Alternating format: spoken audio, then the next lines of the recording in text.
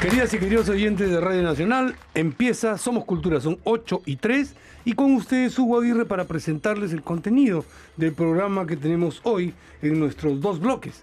En un primer momento ya está aquí con nosotros el director de la película La Disciplina del Silencio, Jorge Luis Chamorro, una película que tiene un soundtrack con rock peruano, casi todo formado por grupos o bandas que estuvieron alguna vez en la movida subte de los 90. Jorge Luis además es director de videoclips. Y esta Disciplina del Silencio es una película que se va a estrenar el 8 de agosto con una gira nacional de la que vamos a hablar ahora con su director y que nos va a contar además todos los desplazamientos que implica esta gira, hacia dónde va e inclusive también cuándo es que se va a presentar en Lima. En la segunda parte tenemos una entrevista a David Carrillo, director y actor de la obra Hielo en la Sangre, que viene con Celina Aguirre, que es la actriz de la misma obra Hielo en la Sangre, que es una obra que marca la reapertura del Teatro Racional, que como todos ustedes saben está en Barranco. Entonces vamos a empezar nuestro programa hablando sobre La Disciplina del Silencio, que es un hermoso nombre para 3 historias, una ciudad y una banda sonora en clave de rock. 3 relatos independientes sobre personajes que transitan silencios intensos, decisiones difíciles y momentos de introspección. Todo al ritmo del rock peruano. En eso consiste La Disciplina del Silencio, la nueva película del realizador Jorge Luis Chamorro, que se estrenará en Lima el 25 y 26 de agosto en el auditorio del Centro Cultural Británico de Miraflores, tras una gira que llevará la película a Trujillo, Cusco, Arequipa y Cajamarca. Es un drama de 90 minutos, compuesto por 3 historias, como hemos mencionado hace un momento, entrelazadas por un mismo hilo emocional que es la soledad como punto de partida y de resistencia. El director Jorge Luis Chamorro dice que son relatos sobre la maternidad tardía, la libertad sexual en las nuevas generaciones y la doble vida como estrategia de supervivencia. Todas son formas de resolver conflictos en silencio. La película tiene música. El elenco reúne a reconocidas figuras del teatro y de la televisión como Caterina Donofrio, que estuvo ya aquí en nuestro programa, Pelo Madueño, Gisela Kuhn-Müller, Lita Boluarte y Yamil Caparó. Bienvenido. Gracias. A nuestro programa, Jorge Luis Chamorro. No hemos spoileado, pero una parte importante de la historia se acaba de contar. Cuéntanos cómo fue el proceso de filmación de la película, la edición, cuánto tiempo estuvieron trabajando para que ella esté ya lista para su estreno. Bueno, primero muchas gracias, Hugo, un saludo a la gente de Somos Cultura. La película tardó 2 años y medio, camino a 3, me parece que es un tiempo interesante como para realizar y sacar a la luz una historia, bueno, varias historias sobre personajes que están solos pero no se sienten solos, ¿no? Y que resuelven en ese silencio de esa soledad sus conflictos bajo sus propias reglas. Uh-huh. Y si bien es cierto, hay mucho silencio en la película, no es un musical definitivamente, pero algunas escenas dialogan con algunas canciones que son clásicos contemporáneos del rock y hecho en el Perú, uh-huh. con bandas como Voz Propia, Dolores Delirio, Electroceta, Mario Silvania, Veronique, Luis Los y otros artistas que se me está pasando, Azulejos, Santiago Pillado.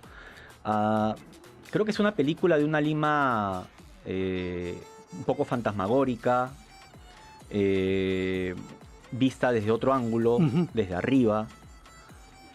Cuando dices desde arriba, ¿por qué mencionas literalmente eso? Desde arriba. Está filmada con un dron.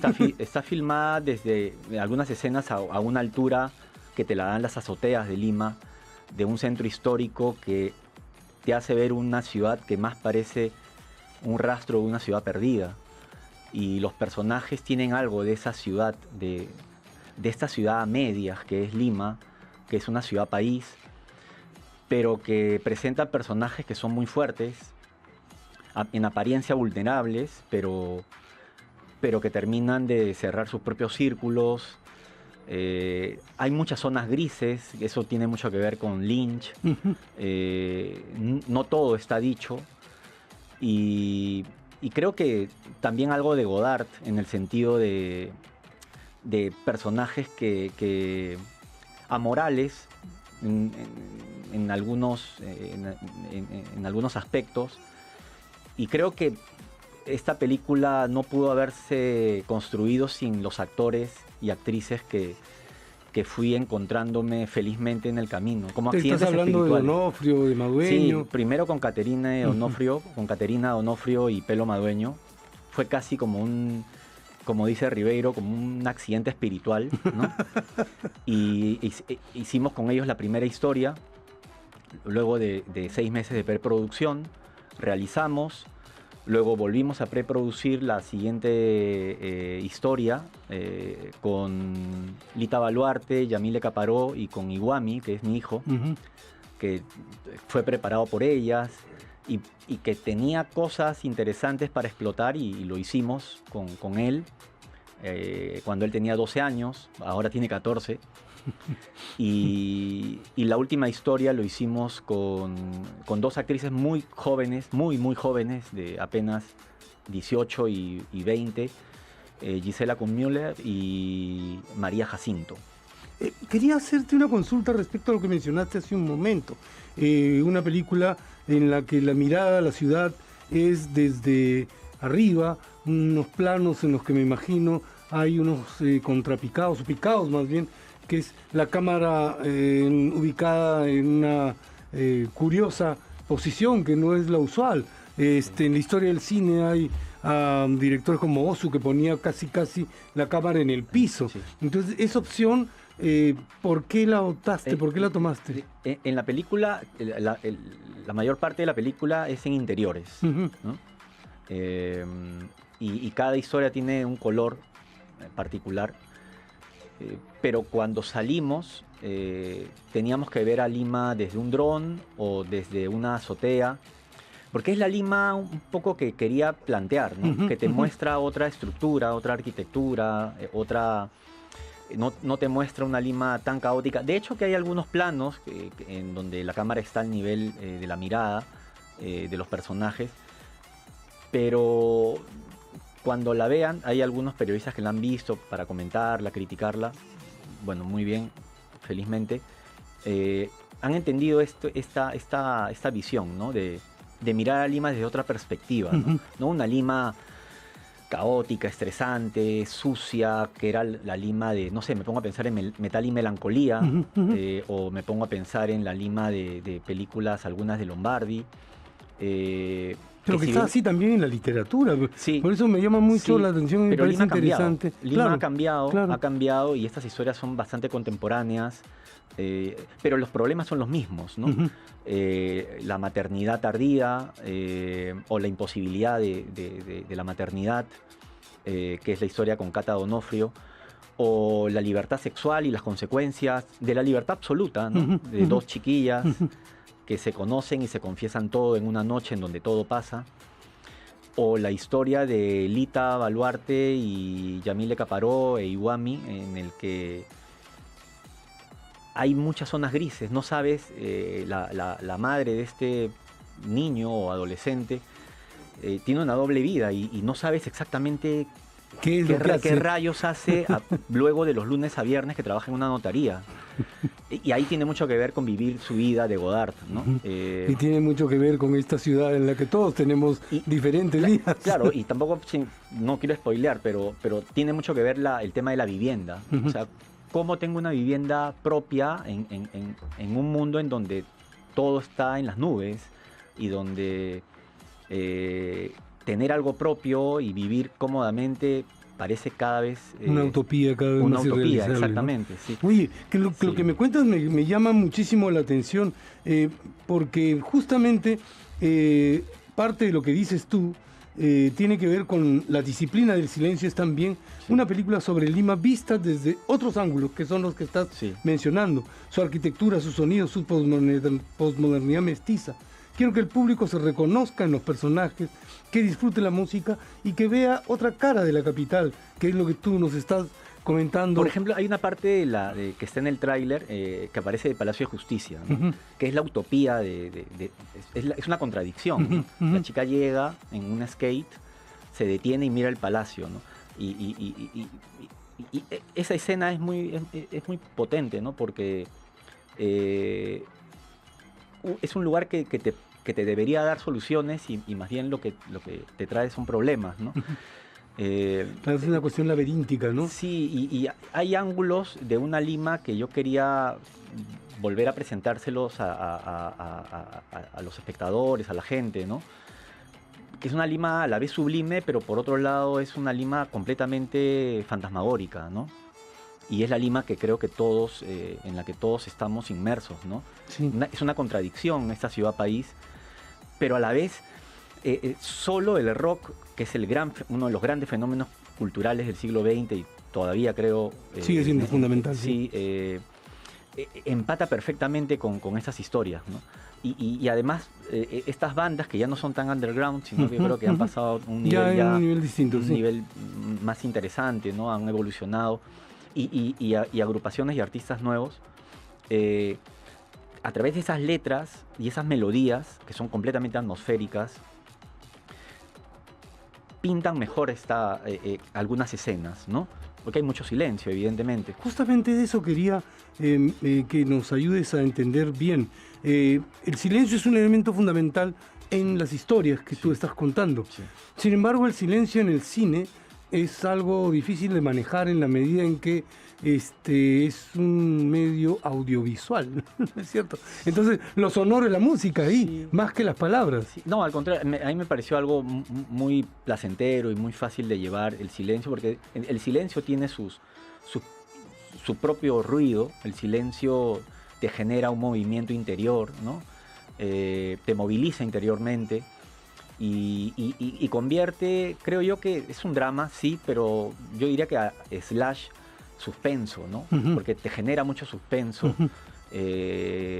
Hay finales, creo que muchos de los finales son abiertos, sí, en estas historias.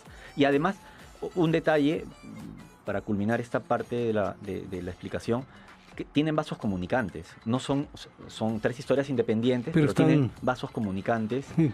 Un personaje salta de una historia a otra y a la vez me parece que de la primera a la tercera. Entonces, la película fue hecha también un poco haciendo alta cirugía, ¿no? Fantástico, porque lo que pasa es que me estás comentando algo que me provoca mucho interés y me provoca también por razones obvias. Estamos hablando del tráiler de la película. Sí, hay un teaser, hay un tráiler. La vez pasada me comentaba Cata Onofrio acerca de las chicas, las más jóvenes, que es la historia, la del medio, que se llama... Cada historia tiene un título, ¿no? La historia de la que quiero comentar es la de Lima en Rock, que es un título a la vez de un libro de Reynoso. De Reynoso, claro. Y la chica se llama Lima, y tienen diálogos extensos, como en las películas algunas de Godard, ¿no? Para ceñirme a referirme a Vivir su vida, ¿no? Y además diálogos profundos de dos chicas casi adolescentes, ¿no? Y te pasa de vueltas, y Cata me decía, esa parte me sacaste del cuadro, ¿no? Y claro, quería también despercudir un poco esa imagen que se tiene de los actores jóvenes, que muchos les hacen apanado, ¿no? Les llaman fresa o les llaman, no sé, están poco empezando. No, yo creo que hay actores jóvenes que la rompen. Buenos, si no, veamos no sé, en Taxi Driver al Jodie personaje Foster. Jodie Foster. O sea, tienes que llevarlas bien, ¿no? Y el tema del guión me parece que es fundamental. Entonces, un poco quería también jugármela en un guión complejo para personajes tan jóvenes. Trabajamos mucho, sí, eso sí. Y además, eso te lo da trabajar con actrices tan experimentadas como Cata, Donofrio, como Lita, o actrices tan versátiles como Yamile Caparó, ¿no? O Pelo, que te transmite mucho. Bueno, y el equipo técnico también, que es gente muy experimentada y muy joven, ¿no? Ese equilibrio también es interesante para avanzar rápido, ¿no?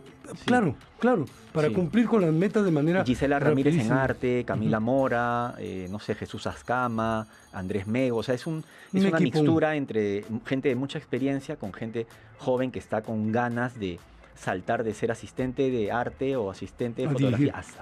a ser. Fantástico. Claro. Hay una cosa que me parece muy interesante también, es una película sobre Lima, y tú vas a empezar una gira en regiones. Sí.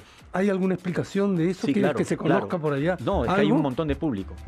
Hay un montón de público en Trujillo. Arrancamos en Trujillo, seguimos en Cusco, Arequipa. O sea, activamos la red de centros culturales y auditorios independientes en todo el Perú. Sí. O sea, existe. Yo he estado giro todos los años llevando exposiciones de arte audiovisual contemporáneo, llevando mis propias películas en cortometraje, en cine experimental o videoclips, Ujú. ¿no?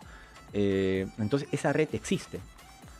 Solamente hay que hacer un pequeño paneo a la cámara y mirar hacia allá, no hacia todo lo que de pronto se vuelve en algunos casos en un dolor de cabeza para los realizadores, ¿no? Que es entrar al circuito comercial. La verdad, a mí en ese momento no me interesa. No te interesa, me parece fantástico. Sino que se activan lugares formales, ¿no? Sí, o sea, claro. lugares formales, lugares que tienen su propia dinámica, gente que está ávida de ir, ver, consumir y sin ningún problema de que tal horario, en tal cine, ¿no? Eso la verdad que eso es...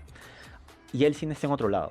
Fantástico. Y hay que Eso mirar justamente hacia quisiera otro. que me ayudes a entender, porque lo que acabas de plantear es algo que no necesariamente nuestra audiencia conoce o reconoce, y tampoco algunos realizadores que tienen una particular predilección por buscar los espacios de los cines comerciales, para tratar de competir en un espacio donde esa competencia a veces se da por perdida desde antes. Dime una cosa, esta decisión de tener buscar este camino, este panorama de la cinematografía contemporánea, hace posible que otros sigan tus pasos.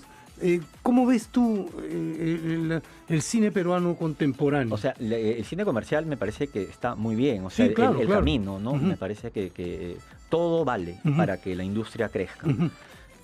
Pero hay muchos caminos, hay un montón de caminos y un montón de públicos, oportunidades. Ahora hablaba con Daniel en el hall acerca de lo atomizado que está el mercado, y hay que entenderlo Claro, como para un proceso, poder, ¿no? claro, qué bacán eso. Yo no creo que yo esté haciendo nada nuevo, al contrario, solo estoy activando lo que está sucediendo hace algunos años, post pandemia en el Perú, y estableciendo puentes. Y además, esta película va a estar 3 meses girando. Y va a estar 2 en una galería de arte contemporáneo, en el Centro Cultural Inca Garcilaso, dentro de un gran compendio de arte audiovisual de vanguardia peruano. Entonces estoy llevando al cine también a una galería de arte, llevando al cine a los centros culturales, donde siempre tiene que estar, a los auditorios, y también hay algunas otras movidas en universidades y también en espacios públicos, ¿no? Que será seguramente motivo de otra conversación. Me Pero encantaría. claro que sí, acá estamos abiertos a Pero eso. yo veo el cine peruano muy bien, está muy bien, sé lo que pasa al interior del país, está muy bien, la gente está produciendo, haciendo y dialogando también con festivales internacionales, que ese es otro asunto que uno tiene la tarea de estar durante por lo menos, una película te da por lo menos un par de años para moverla fuera, pero hay mucho que hacer acá. Y tú también tienes ese horizonte de Por buscar supuesto. festivales. Sí, Está bien. lo he hecho desde los 20 y algo años, porque formé parte de Alta Tecnología Andina de Jorge Villacorta y José Carlos Mariátegui, que llevaban nuestros trabajos de video y ficción y experimental a Polonia, España, Argentina. He viajado a Alemania, he expuesto en diversos lugares, he obtenido premios. Es cuestión de googlear, es muy fácil saber de lo que alguien dice. Está aquí, sí, en tu biografía. Entonces no es nada nuevo. Creo que los peruanos y las peruanas que trabajan seriamente hace mucho tiempo giran, compiten y presentan sus trabajos cada vez mejor. Creo que estamos en un momento muy interesante y no solo hay que ver ese ángulo que todo el mundo ve, ¿no? Hay muchos otros ángulos que te permiten llegar a la gente y a nuevos públicos, no solo gente de mi edad, sino gente de 30, gente de 20, y también el tener hijos. Yo tengo un hijo de 14, me permite estar actualizado, saber. Es verdad, eso es una cosa importantísima. Y no es un poco, digamos, tratar de agradar, no va por encontrar dentro de lo que tú haces un ángulo o un matiz que interese a nuevos públicos, porque creo que de eso trata. Nosotros seguimos viendo los grandes clásicos contemporáneos del cine porque la historia presenta problemáticas que seguimos padeciendo, nos presenta personajes complejos y a la vez planos que seguimos viendo hoy. Creo que en la medida que nos adaptemos un poco, a que adaptemos nuestras historias a este nuevo mundo, a esta posmodernidad mestiza. Sí, puede ser, no sé, encontraremos otros nombres, pues seguiremos dialogando con los nuevos públicos y con el público de siempre, el que está siempre buscando la oferta cultural que nos ofrece Lima, que es una ciudad maravillosa. Así es. Bueno, estamos casi llegando al final de nuestra conversación en esta primera parte de Somos Cultura. Y por eso quería pedirte, José Luis, que invites a la audiencia de las regiones, que son los espacios que vas a visitar primero, y a Lima, para que vayan a ver la película. Ya, arrancamos este fin de semana, viernes 8 en el Centro Cultural del Banco de la Nación de Trujillo, el sábado 9 en El Cultural, que aquí en Lima sería IPNA, El Cultural de Trujillo el sábado 9, y ahí vamos a tener conversatorios con el crítico Gerardo Cayoma y con el comunicador José Antonio Ulloa. Luego vamos a la siguiente semana, 14, 15 y 16 a Cusco, el 14 en el Centro Cultural Pucllasunchi, ojalá que no me esté equivocando, creo con que no, está muy Marco bien. Antonio Moscoso, que es el curador. Luego el 15 y 16 estamos en el Centro Cultural del Ministerio de Cultura Acomoco, este es el 15 y 16, Cusco.